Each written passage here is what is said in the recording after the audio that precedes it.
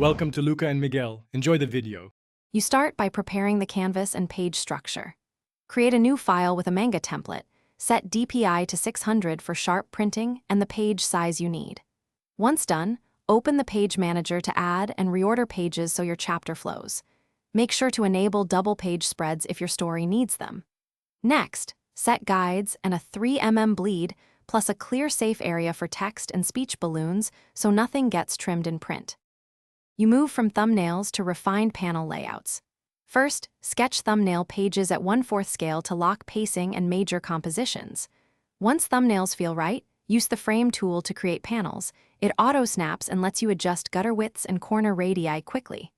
After panels, lay down rough sketches on a dedicated layer, block poses, camera angles, and basic shading.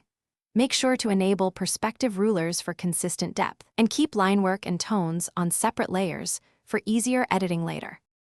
You finish by inking, applying tones, and exporting for print or web. Ink on vector layers with stabilization so you can tweak strokes later. Vary line weight to add depth and clarity. Once inks are locked, create screen tone layers using the tone tool and masks. Use halftone gradations for atmosphere and layer blending for effects. Before exporting, toggle crop and safe area guides to confirm nothing important will be trimmed. If something goes wrong, rasterize a backup copy, undo selectively, and use the layer history to recover earlier versions. Thanks for watching and please subscribe. It's the best investment you'll ever make.